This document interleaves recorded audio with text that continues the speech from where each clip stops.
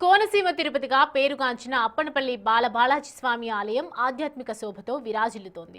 గోదాదేవి రంగనాథ స్వామి వార్ల కళ్యాణ మహోత్సవం అంగరంగ వైభవంగా జరుగుతోంది. ఈ కళ్యాణ వేడుకకు ఒక ప్రత్యేక విశిష్టత ఉంది. బాలబాలాజీ స్వామి సన్నిధిలో గోదా రంగనాథుల కళ్యాణం వీక్షించినా, చేయించుకున్నా వివాహం కాని వారికి పెళ్లిళ్లు జరుగుతాయని, సంతానం లేని వారికి సంతాన ప్రాప్తి కలుగుతుందని భక్తుల ప్రగాఢ విశ్వాసం. అందుకే ఈ అద్భుత ఘట్టాన్ని కనులారా వీక్షించేందుకు వివిధ ప్రాంతాల నుంచి భారీ సంఖ్యలో యువతీ యువకులు నవదంపతులు అప్పనపల్లికి తరలివస్తున్నారు. వేద పండితుల మంత్రోచ్చరణాలు, మంగళ వాయిద్యాలు నడుమ కళ్యాణం గమనీయంగా సాగుతోంది.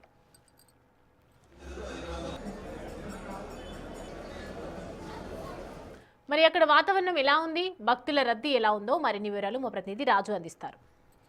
కోనసీమలోని అప్పనపల్లి బాలబాలాజీ స్వామి ఆలయంలో గోదా రంగనాథ స్వామి కళ్యాణం అంగరంగ వైభవంగా జరుగుతుంది. స్వామివారులను ఎంతో వైభవపేతంగా అలంకరించి ఈ కళ్యాణానికి సంబంధించినటువంటి ఏర్పాట్లు అయితే చేశారు. భోగి రోజు మాత్రమే సంవత్సరంలో ఒక్కసారి జరిగే ఈ గోదా రంగనాథ స్వామి కళ్యాణానికి సంబంధించి అనేకమైనటువంటి కోరికలు ఉన్నటువంటి వాళ్ళు ఖచ్చితంగా ఈ కళ్యాణం చేయించుకుంటారు.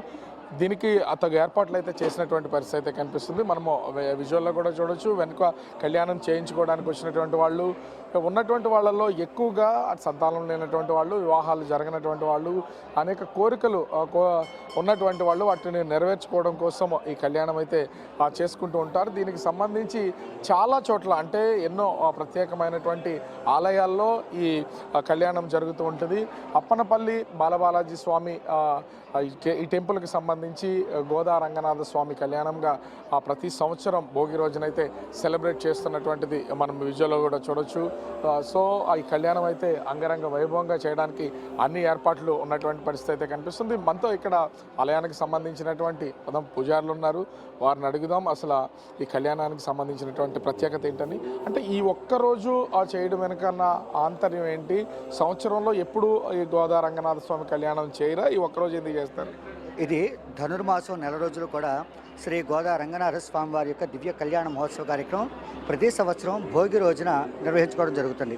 అంటే ధనుర్మాసం నెల రోజులు కూడా స్వామివారి సన్నిధిలో తిరుప్పావై సేవ అనేటువంటి సేవను చేసి ధనుర్మాసంలోనే కోడారయ ఉత్సవం అని చెప్పని ఒక స్వామివారికి 108 గంగాళాలతో ప్రసాదాలు నివేదన చేస్తారు.